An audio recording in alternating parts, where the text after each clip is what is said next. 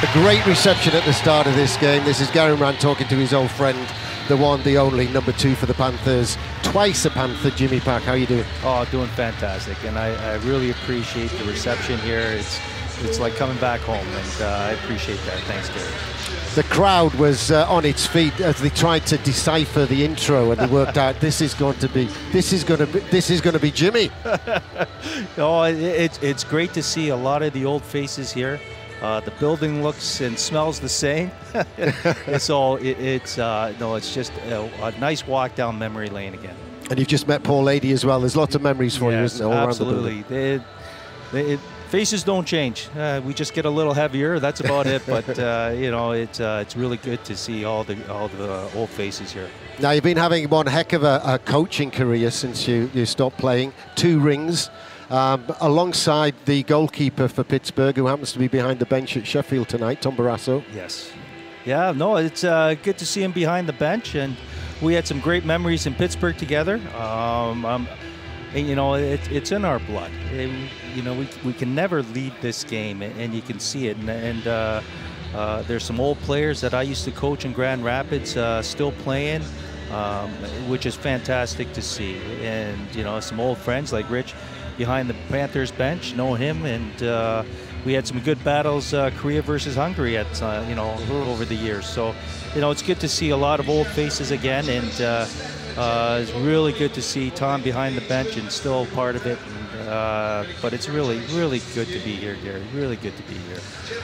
We're gonna auction off the shirt you wore for the puck drop and join that with the fundraising for Autism East Midlands.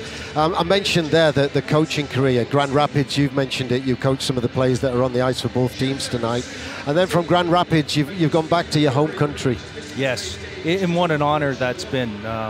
Going through the process of preparing the national team for the Olympics that we just had last season, and continuing to move forward. And how do we move forward as a national team since the Olympics are gone? What do we have to look forward to?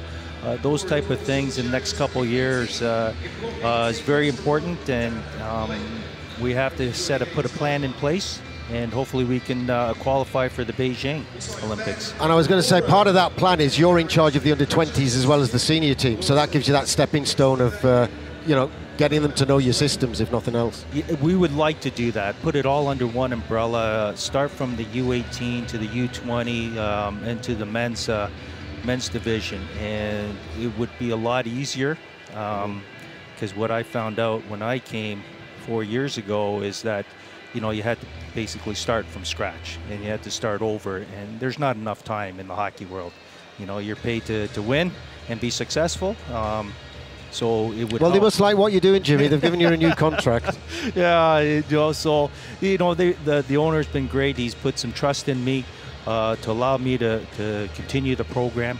And after the Olympics, I felt I wasn't done yet. I needed to do some more with Korean hockey, and hopefully we can move along and progress and develop nicely. We wish you all the best for the future, as we have done since you left. But let's look back on your time with the Nottingham Panthers. You came, you played, you left. Let me ask you this question. What was the best phone call you've ever had in your life? That was from you, Gary. When I was sitting and, to be honest, that was the best phone call ever.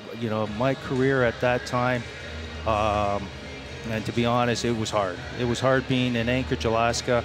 I think it's a different setup in Anchorage now, and it's a lot better. But at the time, you felt you were in prison. Exactly, and I can't say my daily words here on radio, but it was a hard time, and when your call was an answer to prayer.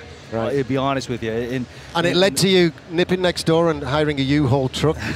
Quick phone call to the owner, I'm leaving. Yeah. A call to Courtney in the hotel, get packed, we're leaving. Yeah. And then was it 2-hour drive down into America?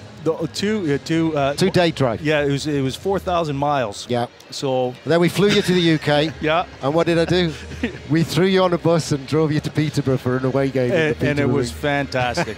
It was absolutely fantastic, and I will never forget the time, that first time coming back and stepping on the ice, and the fans here what a tremendous reception I got, and I will never ever forget that. That was for your return to the Nottingham Panthers. I think Paul Lady might have been the coach at the time, and yes, he said we need a D-man, we've got to get a D-man. I said, well, I could ring Jimmy. Well, Paul, he could have still played at that time. Yeah, but this is why I was involved, and I said, well, I'll ring Jimmy. And they said, well, he won't come back. And I said, well, let me ring him. He said, well, he won't come back, you're wasting your time. I said, let me ring him. And then when I love walking into the coach's room after, and said, I rang Jimmy, he's on his way. You're a genius. If only, and I wish.